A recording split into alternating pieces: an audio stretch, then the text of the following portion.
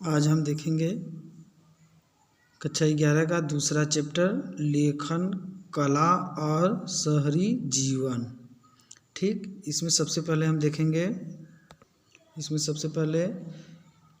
लेखन कला और शहरी जीवन अध्याय 2 में सबसे पहले हम देखेंगे महत्वपूर्ण तथ्य। ठीक, इसमें ये पहला पॉइंट है, ये पॉइंट करके लिखना होगा।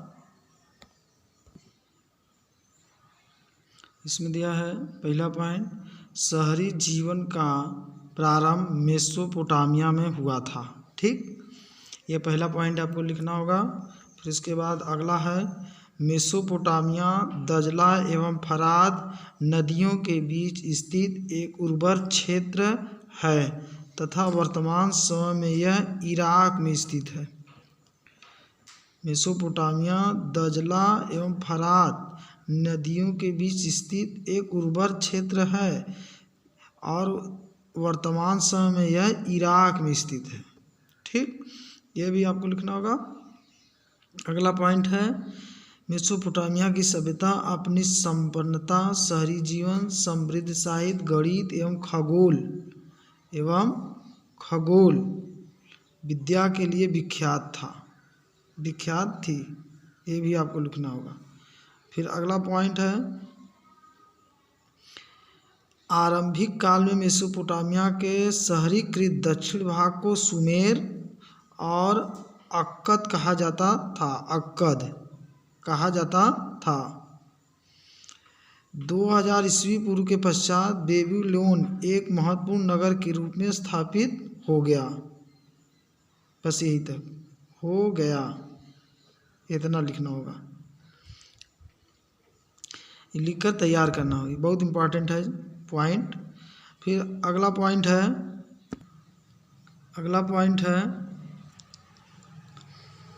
इस प्रदेश की प्रथम ज्ञात भाषा सुमेरी अर्थात सुमेरियन थी। ठीक, 2400 ईस्वी पूर्व में अक्कदी लोगों के आगमन के साथ ही अक्कदी भाषा ने सुमेरियन भाषा का वर्चस्व समाप्त करके अपना महत्वपूर्ण स्थान बना लिया। यहाँ तक लिखना होगा। फिर अगला है, मेसोपोटामिया में पुरातात्विक खोजों का आरंभ 1840 के दशक में हुआ था। ये भी जो बता रहे हैं वो सब लिखना होगा। फिर अगला पॉइंट है, यूरोपवासियों के लिए मेसोपोटामिया सभ्यता अत्यंत महत्वपूर्ण थी क्योंकि पवित्र ग्रंथ बाइबिल के प्रथम भाग ओल्ड टेस्टामेंट में मेसोपोटामिया का वर्णन कई संदर्भों में किया गया है। फिर अगला पॉइंट, ओल्ड टेस्टामेंट के बुक ऑफ जेनेसिस में सिमार का वर्णन किया गया है। किसका वर्णन किया गया है? सिमार का।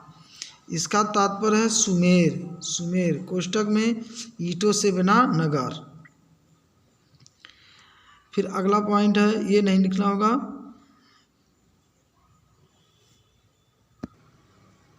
अगला पॉइंट है, विश्व की प्राचीन सभ्यताओं में दक्षिणी मेसोपोटामिया क्षेत्र में होने वाली कृषि सर्वाधिक उपज देने वाली होती थी। ये भी लिखना होगा।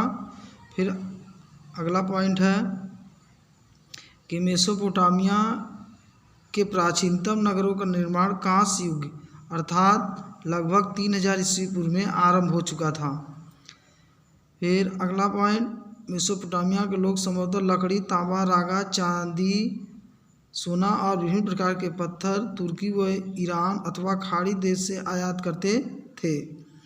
ये भी लिखना होगा। फिर अगला, मेसोपोटामिया के लोग मिट्टी की पट्टिकाओं पर अपना हिसाब किताब तथा साहित्य लिखते थे।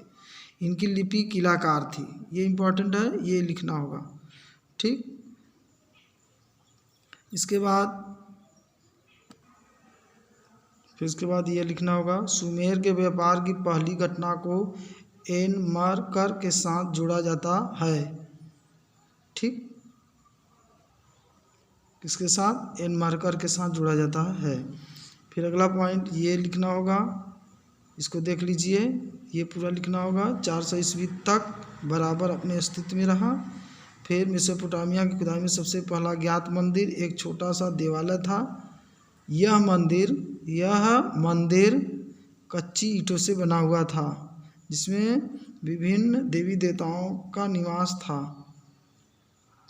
इसके बाद बस इतना लिखना होगा। फिर इसके बाद लिखेंगे महत्वपूर्ण शब्दावली। महत्वपूर्ण शब्दावली में लिखेंगे मेसोपोटामिया शब्द यूनानी भाषा के दो शब्दों मेसोस देख लीजिए तथा पोटैमोस से मिलकर बना है। मेसोस का अर्थ है मध्य तथा पोटैमोस का अर्थ है नदी।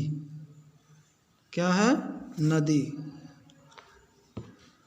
इसको देख लीजिए, इसका अर्थ है नदी। ठीक। इसके बाद उसी प्रकार ये है सिमार, फिर नोआ है, जीव शूद्र है, कांसा है, स्टेल है। ठीक, इतना आपको लिखना होगा यहाँ तक। इसको देख लीजिए अच्छी तरह से, ये पूरा है यहाँ तक, ये पूरा लिखना होगा। इसके बाद आज के लिए बस इतना।